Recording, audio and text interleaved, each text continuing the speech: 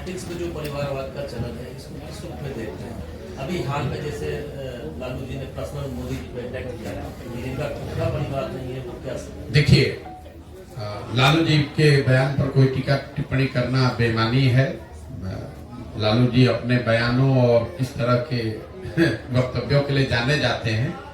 जहां तक परिवारवाद का सवाल है, बिल्कुल ये बहुत बड़ा घुन है, दीमक है, जो राजनीति को सिरे से बर्बाद कर रहा है।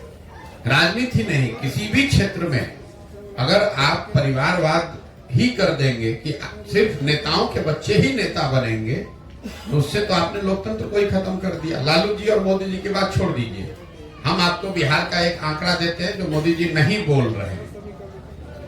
बिहार में पिछले 30 वर्ष में जितने लोग सांसद और विधायक बने हैं, किसी भी दल से बने हो, वो सिर्फ और सिर्फ 1250 परिवार के लोग ही यहाँ विधायक और सांसद बने हैं। दल कोई भी हो, आप लालू जी के परिवार, रामविलास जी के परिवार की बात करते हैं, आप अपने स्तर पर देख लीजिए, कोई ऐसा विधानसभा नहीं है, कोई ऐसा लोकसभा नहीं है जहां 2, 4, 5 परिवारों का दबदबा नहीं है।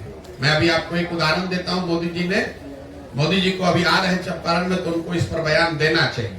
परिवारवाद के खिलाफ में है भाई। बिहार में भाजपा का अध्यक्ष कौन है? सम्राट चौधरी जी। सम्राट चौधरी कौन है? इनके बाबूजी हैं शकुनी चौधरी। आप बिहार के होने के नाते इस बात को समझिए, इतने हल्के में मत समझिए कि इनके बाबूजी थे तो हम परिवारवाद की बात कर रहे हैं। परिवारों का कैसे यहाँ के राजनीति पर कब्जा है, मैं वो समझा रहा हूँ। जब इस राज्य में कांग्रेस का शासन था तो शकुनी चौधरी जी उस समय विधायक और मंत्री थे। जनता कांग्रेस से नाराज हुई, लालू जी का शासन लेकर आई, तो शकुनी चौधरी जी लालू जी के भी शासन में विधायक और मंत्री बन गए। जनता लालू जी से नाराज हुई, नीतीश जी का शासन लेकर आई, तो शकुनी चौधरी जी नीतीश जी के भी सरकार में विधायक और सांसद, विधायक और मंत्री बन गए। जनता ने जब नीतीश कुमार को हराया, मांझी जी मुख्यमंत्री बने, तो शकुनी चौधरी जी उसमें भी विधायक और मंत्री रहे। और आज अगर भाजपा को वोट पड़ रहा है तो भाजपा को भी कोई दूसरा व्यक्ति नहीं मिला, उसको भी शकुनी चौधरी का लड़का ही मिला।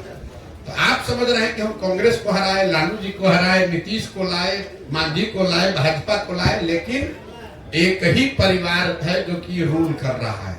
तो ये आंकड़ा याद रखिए, कोई नेता, कोई दल ये बताता नहीं है। बिहार की आबादी है 13 करोड़, यहाँ 3.5 करोड़ परिवार रहते हैं, और पिछले 30 वर्ष में कांग्रेस, जदयू, आरजेडी, रामविलास जी की पार्टी, लेफ्ट की पार्टी, सबको, भाजपा, सबको जोड़िएगा तो 3.5 करोड़ परिवारों में सिर्फ 1250 परिवार के लोग ही यहाँ विधायक सांसद बने हैं। होता यह है कि जब जिस दल का हवा चला उसी में सब जाकर बैठ गए। जनता लाचार है, नए आदमी को अवसर ही नहीं है। विधायक का लड़का ही विधायक बनेगा, पैसे वाले का लड़का, मंत्री जी का लड़का मंत्री बनेगा, और जो बिहार के बच्चे हैं उनको अवसर ही नहीं है। अगर आपको राजनीति करनी है, आप बहुत काबिल है, तो जाके झंडा ढोइए, संगठन का काम लीजिए। चुनाव लड़ने का, विधायक सांसद बनने का आपको अवसर नहीं। इसीलिए जन सुराज में आपने ये इस परिकल्पना का हिस्सा है, 1 लाख बच्चों को, आपने सहरसा में भी देखा होगा, मैंने क्लब बनवाना शुरू किया है। हर पंचायत से 8 से 10 बच्चों को, जिनके बाबूजी बड़े आदमी नहीं है, जिनके बाबूजी विधायक, मंत्री, सांसद नहीं है, ऐसे बच्चों को जन सुराज चिन्हित कर रहा है, उनको प्रशिक्षित कर रहा है, इस लक्ष्य से कि अगले 3 से 5 वर्ष में इनका प्रशिक्षण और चुनाव लड़ने की व्यवस्था उनकी योग्यता के अनुसार जन सुराज से किया जाएगा, ताकि ये बच्चे आए, राजनीति में मुखिया बने, वार्ड सदस्य बने, प्रमुख बने, विधायक क्षमता हो तो विधायक, मंत्री बने, ताकि इन परिवारों का वर्चस्व खत्म हो। ये बहुत बड़ी परेशानी का कारण है, और सिर्फ नारेबाजी करने से और आक्षेप लगाने से नहीं होगा। भाजपा के आज जितने 75 विधायक हैं बिहार में, वो भी आप देखिएगा, वो सब किसी न किसी परिवार का ही आदमी है। एक दूसरे पर दोषारोपण, ये पूरी व्यवस्था को ही घुन लग गया है। आप जरा समझिए, अगर गावस्कर का लड़का ही क्रिकेट खेलेगा तो आप और हम सचिन तेंदुलकर को कहाँ देखते? अगर सचिन तेंदुलकर का लड़का ही क्रिकेट में रहेगा तो विराट कोहली और रोहित शर्मा कहां से आएंगे? अगर विराट कोहली का लड़का ही क्रिकेट खेलेगा तो नए लड़के सूर्य कुमार यादव कहां से आएंगे? लोकतंत्र को इन लोगों ने, इन दलों ने खत्म कर लिया है। कुछ परिवारों ने कब्जा कर लिया। सिर्फ ये दल विशेष की बात नहीं है। अब ये बात नहीं रह गई कि खाली कांग्रेस में परिवारवाद है कि लालू जी में परिवारवाद है। इसका जड़ इतना नीचे फैल गया है कि हर आदमी चाहता है मैं विधायक रहूं, मेरे बाद मेरा बच्चा बनेगा। कोई आदमी इससे अछूता नहीं है, कोई दल अछूता नहीं है।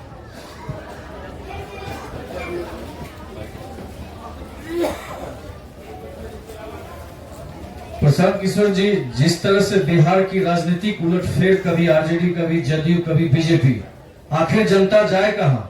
गांव का विकास नहीं हो रहा है, जिला का विकास नहीं हो रहा है, आखिर किस पर विश्वास करे जनता? जनता हमेशा ठगा जा रहा है। नहीं, देखिए, जो उलटफेर की बात कही आपने, उलटफेर राजनीति में कई लोग कहता है भाई तो राजनीति में चलता ही रहता है। उलटफेर नेताओं का दल बदल लेना, पाला बदल लेना, ये कोई बहुत नई बात नहीं है। नई बात ये हुई है कि नीतीश कुमार ने इसको नया आयाम दे दिया। पलटने को एक नया राजनीतिक पलटीमार बनने का एक नया आयाम नीतीश कुमार ने बना दिया। आपको हमको लग रहा है कि अरे अभी महागठबंधन में थे, भाजपा में आए हैं। आपके लिए फिर एक नया आंकड़ा दे देता हूं।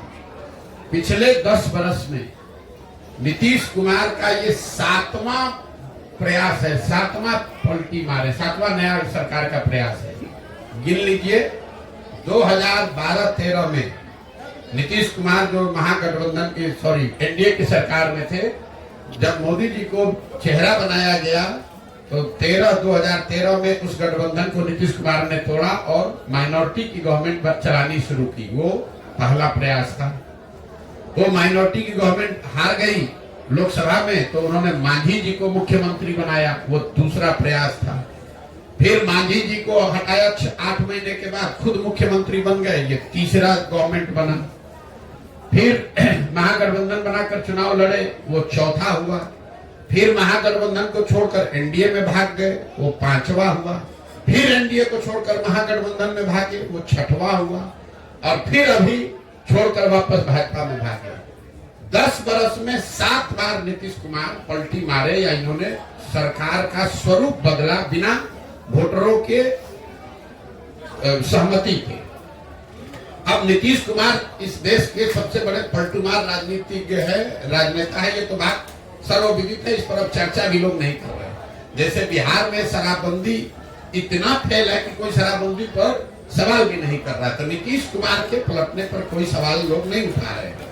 सवाल ये उठ रहा है भैया नीतीश कुमार तो पलटीमार हैं, लेकिन वो पलटीमार इसलिए बने हुए हैं कि जो दूसरे जो दल हैं, भाजपा और आरजेडी, ये भी उतने ही बड़े पलटीमार हैं। अब भाजपा को आप देख लीजिए, अभी कुछ ही महीना पहले अमित शाह आकर लौरिया में, हमको लगता है पश्चिम चंपारण में आकर चिल्ला कर बोले कि नीतीश के लिए है भाई जनता बिहार की सुन लो। किसी ने पूछा नहीं था, बिहार के पत्रकारों ने उनसे पूछा नहीं था, खुदे खड़ा होकर चिल्ला रहे थे, बिहार की जनता सुन लो, नीतीश के लिए सारे दरवाजे भाजपा के बंद हैं। चुनाव के बाद कोई सवाल ही नहीं पैदा होता है। चुनाव के बाद तो छोड़िए, चुनाव से पहले ही अपना उसको वापस ले लिए। ये आपको क्या दिखाता है? तो मजाक में लोग कह रहे हैं नीतीश कुमार अमित शाह दरवाजा तो ठीक है बंद किए थे, छिटकिनी लगाना भूल गए थे। ये बिहार की दुर्दशा क्यों है? ये बिहार की दुर्दशा इसलिए कि लोगों को 40 सांसदों का लालच है। हम लोग के लिए 40 सांसद ही हम लोग की दुर्गति का कारण बन गए। अफ्रीका में लोग बताते हैं कि जिस देश के पास जितना ज्यादा खनिज है, वहां उतना लूटमार है, उतना ज्यादा गरीबी है, क्योंकि उसी खनिज को लूटने के लिए सब गलत काम किया जाता है। बिहार की वही दशा है। यहाँ से 40 सांसद जीत कर दिल्ली जाता है, तो उस 40 सांसद के लालच में नेता और दल कुछ भी करने को तैयार है। आपने देखा वो दौर जब कांग्रेस ने इस पूरे राज्य को लालू जी के हवाले कर दिया। ऐसा नहीं कि कांग्रेस को मालूम नहीं था, दिल्ली में बैठे हुए लोगों को मालूम नहीं है कि बिहार में कितनी गरीबी, बदहाली या जंगल राज है। तो इसलिए उन्होंने आंख बंद किया कि लालू जी यहाँ जो करना है करते रहे, 20-25 सांसद हमारा जीत कर यूपीए में बना रहे। यही काम आज भाजपा कर रही है। जिस तरह बिहार को लालू के हवाले करके कांग्रेस ने छोड़ दिया था, उसी तरह भाजपा 30-35 सांसदों के लालच में नीतीश के हवाले करके और दिल्ली में बैठे हुए। यहाँ जितने लोग बैठे हैं जरा समझिए, भाजपा वो दल है जो दूसरे दलों को तोड़कर माइनॉरिटी में रहता है तो सरकार बनाता है। बिहार में वो सबसे बड़ा दल है, उनका 75 विधायक है, लेकिन वो मुख्यमंत्री नहीं बनते, सरकार नहीं बनाते, वो नीतीश जी को बनाते हैं। ऐसा क्यों? ऐसा इसलिए कि समीकरण कहीं गड़बड़ा ना जाए। 35 को सांसद जो दिल्ली में गया है उस पर आंच न आ जाए। बिहार अगर कत्लखाना में जाता है तो जाए, और बिहार की गरीबी का हम मजाक उड़ाए। बिहार के लड़के जाकर गुजरात में नौकरी मजदूरी करें तो उसको लाठी से मारे, गाली दे, बिहारी कहे। और मोदी जी जा रहे हैं अभी 13 तारीख को वहां सेमीकंडक्टर का लॉन्च करने फैक्ट्री, और यहाँ चंपारण आएंगे तो चीनी मिल के चालू करने पर भी कोई वक्तव्य जारी नहीं करेंगे। बिहार में आएंगे तो राष्ट्रवाद का बात होगा, हिंदू मुसलमान का बात होगा, राम मंदिर का बात होगा, लालू के जंगल राज की बात होगी। ये बात नहीं करेंगे कि बिहार में चीनी का मिल चालू कब होगा, बिहार के बच्चों को यहाँ से पलायन करने के लिए कब रुकना पड़ेगा। अगर गुजरात के बच्चे गुजरात से बाहर नहीं जा रहे हैं मजदूरी करने, तो हमारे बिहार के बच्चे क्यों जा रहे हैं बिहार से बाहर, इस पर मोदी जी कोई वक्तव्य नहीं देंगे। गुजरात से 26 MP जीत कर गया है, तो वो गुजरात हर चौथे दिन जा रहे हैं, वहाँ इन्वेस्टमेंट समिट हो रहा है, वहाँ फैक्ट्री लग रहा है। और बिहार से हम लोग 39 सांसद जिताए हैं, हम लोग को कोई पूछने वाला नहीं है। इसके लिए दोषी मोदी जी नहीं है, इसके लिए दोषी हम और आप हैं, क्योंकि उनको मालूम है बिहार में काम हो चाहे नहीं, यहाँ का आदमी अभी 6 महीने के बाद वोट होगा, चाहे मन से या बेमन से, विकल्प के अभाव में उसी मोदी जी उसी भाजपा को फिर जाकर बोरा में भर के हम लोग वोट देंगे, और हम लोग के लड़के बोरा अपने पीठ पर उठाएंगे, जीवन भर मजदूरी करेंगे। कुछ दिन पहले खबर आई थी जो आप जो है वाल्मीकि नगर से जो है लोकसभा चुनाव जो है लड़ने वाले हैं, ऐसा है। अरे मेरे भाई, मतलब पत्रकार जो है ना, आप लोग या जो सामान्य राजनीति आप लोग देखते हैं, इससे आगे देखने को तैयार ही नहीं। जब हमारा दल ही नहीं है, हमको वाल्मीकि में हमको इतने चुनाव लड़, हमने घोषणा एक बार मुंह से जो निकाल दिया उससे आगे पीछे नहीं हट सकते, दुनिया कोई ताकत नहीं हटा सकती है। 2017-18 में हमने कहा हुआ है कि 10 साल तक किसी भी लोकसभा या राज्यसभा में जाने का सवाल नहीं। हमको अगर लोकसभा राज्यसभा में जाना है तो उसके लिए हमको वाल्मीकि नगर जाना पड़ेगा। जिस राज्य से आप कहिएगा वहां से हम जीत के कल सदन में चले जाएंगे। कोई पार्टी अपने यहाँ जिता के भेज देगी, लड़ने की जरूरत नहीं है, कोई राज्यसभा से नॉमिनेट करके भेज देगा। हमारी उसमें कोई दिलचस्पी नहीं है। पता नहीं कौन पत्रकार चला रहा है, बिना सोचे समझे वाल्मीकि नगर से लड़ रहे चुनाव। मेरे भाई, अगर हमको चुनाव लड़ना होता उसके लिए हमको पदयात्रा करने और वाल्मीकि नगर जाने की क्या जरूरत है? हम बंगाल से लड़ जाएंगे, आंध्रा से लड़ जाएंगे, वहीं से लड़ के जीत के जाए, बिना मेहनत के दूसरे लोग जिता के भेज देंगे। फालतू बात है। जब हमने कहा हुआ है कि हमको कोई दल से, राजनीति से, चुनाव से अभी मतलब नहीं है, हम जो काम कर रहे हैं लोगों को भरोसा ही नहीं है। इसलिए नहीं कि उनको हम पर भरोसा नहीं है, क्योंकि आपको इतना आदत लग गया है। कर नेता यहाँ रहे तो कह न रहे, देखिए नहीं चलेंगे थोड़े। हम आपको कह रहे हैं कि नहीं दल बनाएंगे। 18 महीने से चल रहे पैदल घर परिवार छोड़ के। अगर हमको चुनाव लड़ना होता, यहाँ तो बिहार में एक दिन में दल बना लेता है, तो यहाँ बिहार के भैया नेता को दल बनाने आ रहा है। हमको नहीं समझ है दल कैसे बनता है। उसके लिए 18 महीना हमको पैदल चलने की क्या जरूरत है? जब जो बात हमने कही है, जब तक बिहार को सुधारने के नजरिए से इस 3 उद्देश्य को लेकर घर से निकले हैं, इसको पूरा करने के लिए पूरा समाज में बिहार में पैदल न चलने, मत न ले, इसकी नई व्यवस्था न बना ले, तब तक इस लक्ष्य से हटने का सवाल ही नहीं पैदा होता है। धरती इधर की उधर हो जाए, मैं हटने वाला नहीं हूँ। आप ये जानते नहीं मैं इतना जिद्दी आदमी हूँ। एक बार मैंने मन में ठान लिया तो कोई नहीं हटा सकता है। नीतीश कुमार बुला के ऑफर दे दे कि भाजपा दे दे कि कांग्रेस दे दे, हम इससे हटने वाले नहीं हैं। हमने सब 10 वर्ष संयुक्त राष्ट्र संघ में काम किया, 10 वर्ष चुनाव का काम कराया राजनीति का। उसके बाद अब तय किया है कि अब मेरे जीवन का लक्ष्य है बिहार में सुधार, और इसमें 5 वर्ष लगे, 10 वर्ष लगे, 20 वर्ष लगे, पीछे हटेंगे नहीं। यहीं पर ये व्यवस्था खड़ा करेंगे, और आप इत्मीनान रखिए, धीरज रखिए। 2 वर्ष 3 वर्ष में आपको ये व्यवस्था बनती हुई दिखेगी। उतनी मेहनत ईमानदारी से उतनी मेहनत करेंगे कि वो व्यवस्था सुधरे। हमारे जीवन का लक्ष्य बिहार में सुधार है। हमारा जीवन का लक्ष्य लोकसभा में कौन लड़ रहा है, विधानसभा में कौन लड़ रहा है, कौन जीते कौन हारे, उससे क्या फायदा है? बिहार में लोग नहीं जीते हैं। बिहार में कांग्रेस को भी 51 सांसद जिता कर देखा है। 54 में बिहार झारखंड एक था, तब भी 54 में हमको लगता है 53 जीते हुए थे 1984 में, तब भी बिहार नहीं सुधरा। आज 54 में 51 बिहार झारखंड में मोदी जी का जीता हुआ है, तब भी बिहार नहीं सुधरा। 40 में 39 जीता है, तब भी बिहार नहीं सुधरा। हम लोगों ने लालू जी का भी सामाजिक न्याय का दौर देखा, जब उन्हीं के नाम पर सब लोग वोट देता था, तब भी नहीं सुधरा। नीतीश का भी दौर देखा, तब भी नहीं सुधरा। तो प्रशांत किशोर कोई दल बनाकर चुनाव जीत जाएंगे तो बिहार सुधर जाएगा? बिहार तब सुधरेगा जब लोग यहाँ ठानेंगे कि नहीं, अब हम लोग को मजदूरी नहीं करनी है, अपने बच्चों को अनपढ़ नहीं रखना है, अपने बच्चों को मजदूर नहीं बनाना है, तब सुधरेगा। जब समाज नहीं सुधरेगा तो दलों के जीतने हारने से क्या होना है? 2015 में हम बिहार जीत गए थे ना भाई, कैबिनेट तो हमारी सलाह से बना होगा ना, हमारी सलाह से टिकट बटा होगा, उससे बिहार सुधर गया। हमने तो 7 निश्चय भी बनवाया, हमने बिहार विकास मिशन भी बनवाया, उससे तो कुछ नहीं सुधरा बिहार। जिस चीज को पहले प्रयास आपने किया है, आपको उससे अब बिहार नहीं सुधार पाए, उससे बेहतर और नए और बेहतर प्रयास की जरूरत है। और मेरी अपनी समझ है कि किसी एक आदमी को, बिहार के किसी व्यक्ति को जो बिहार की चिंता करता है, उसको हिम्मत करके संकल्प लेके ये प्रयास करना पड़ेगा। 2 साल 4 साल 5 साल करना पड़ेगा, क्योंकि आज सुधरे या 10 वर्ष के बाद सुधरे। बिहार को सुधारने के लिए पंजाब और तमिलनाडु से तो आदमी आएगा नहीं। आप आज जगिए या 10 वर्ष के बाद जगिए, क्या हो जाएगा? अगर 3-4 वर्ष हमको नहीं सफलता मिलेगी, यही तो आपकी चिंता है। आप काहे घबरा रहे हैं? हमको कोई चिंता ही नहीं है। हम 3 वर्ष 4 वर्ष 5 वर्ष जो लगेगा लगाएंगे, लेकिन इसको सुधारेंगे, बिना सुधारे नहीं मानने वाले।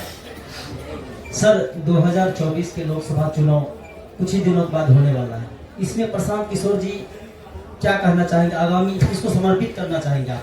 क्योंकि अभी तो टाइम लगेगा, आपके जन अभियान में 4-5 साल लगे, तब तक तो बिहार गर्त में ही जा रहा है। अभी 75 साल से गर्त में नहीं जा रहा है था। जब 75 साल गर्त में जा रहे थे और आप न घबराए, आप काम अपना राजनीति सामाजिक जीवन चला रहे हैं, तो 2 वर्ष और धैर्य रखिए, 1 वर्ष और धैर्य रखिए, चुनाव होने दीजिए, उनके सामने एक विकल्प आने दीजिए। जनता अगर उसको स्वीकार करेगी तो ठीक है, नहीं स्वीकार करेगी तो और बेहतर प्रयास किया जाएगा।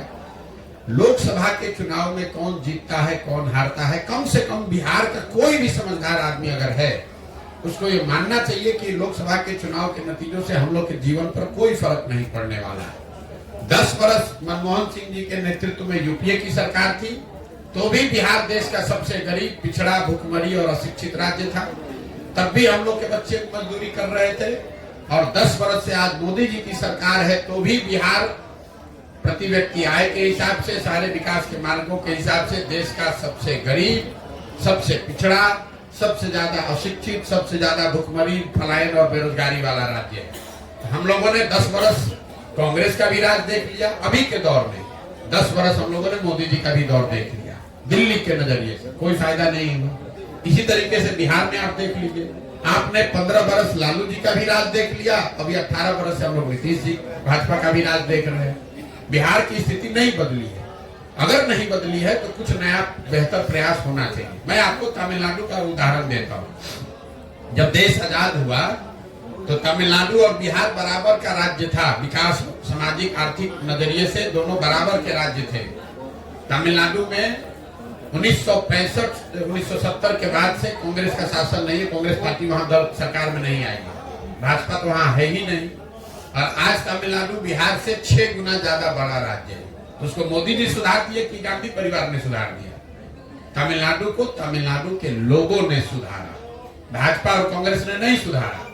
उसी तरह बिहार को बिहार के लोग सुधारेंगे। जब आप और हम नहीं सजग होइएगा तो मोदी जी और राहुल जी के आने से क्या होगा, लालू जी के आने से क्या होगा? मोदी जी देश के प्रधानमंत्री हैं, गुजरात के भी प्रधानमंत्री हैं, बिहार के भी प्रधानमंत्री हैं। गुजरात में तरक्की हो रही है और बिहार में लड़के पलायन कर रहे हैं। गुजरात में फैक्ट्री लग रही है और हम लोग यहाँ से मजदूर बनकर जा रहे हैं। कोई ये नहीं पूछने वाला है कि भाई अगर मोदी जी इतने ही बड़े विजनरी हैं तो गुजरात में इतना तरक्की करा दिए तो बिहार में करा के दिखा दे। गुजरात में 100 फैक्ट्री लग रहा है, 5 को यहीं पर शुगर मिल, चीनी मिल चालू करा के दिखा दे। क्यों नहीं लगा रहे? नेता भी ये जानता है कि पब्लिक क्या चाहती है, हम क्यों ज्यादा काम करेंगे भाई। उनको मालूम है बिहार की जनता को फैक्ट्री लगाइए, चाइना लगाइए, भोटवा देने के लिए। गुजरात में अगर तरक्की नहीं होगी तो गुजराती उनको पहले छोड़ देगा। गुजरात में अगर तरक्की न हो, गुजरात के मोदी जी प्रधानमंत्री है गुजरात से, और 2017 के विधानसभा में करीब करीब भाजपा को गुजरात के लोगों ने हरा दिया था। लेकिन बिहार में कोई चिंता की जरूरत नहीं है। जाति, धर्म, मंदिर, मस्जिद, 5 किलो अनाज का नारा बुलंद है, वोट बोड़ा में भर के हम लोग देते रहेंगे। तो जब आपको हमको अपने और अपने बच्चों की चिंता नहीं है तो मोदी जी और लालू जी आपके बच्चे का चिंता क्यों करेंगे? देखिए तेजस्वी जी घूम रहे हैं और डंके की चोट पर कह रहे हैं कि हम ही बिहार को सुधारेंगे। कोई नहीं पूछने वाला है मेरे भाई, तुम 15 साल तुम्हारे माता पिता थे यहाँ पर मुख्यमंत्री, बिहार को गर्त में ले जाने वालों में एक कंधा आपके लोगों का भी था।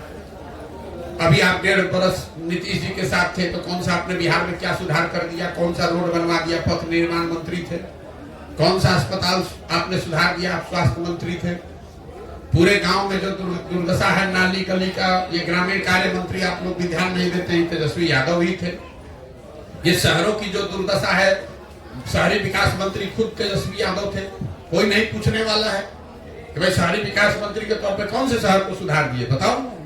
माँ बाप का तो छोड़ो, अपना बताओ भाई, तुमने कौन सा सुधार दिया? कौन सा अस्पताल तुमने सुधार दिया? कौन सी व्यवस्था सुधार दी? कौन सा ग्रामीण सड़क पहले के मुकाबले कम बन गया, ज्यादा बन गया? ये तो पूछना है नहीं। अब तेजस्वी यादव आएंगे, भाजपा विरोध, सारा जात पात, भाजपा का डर दिखाकर जो यहाँ के समाज में सबसे गरीब पिछड़ा मुसलमान है उसका वोट लेके नेतागिरी बनेगा, पगड़ी बांध कर अपना भाषण देते रहेंगे।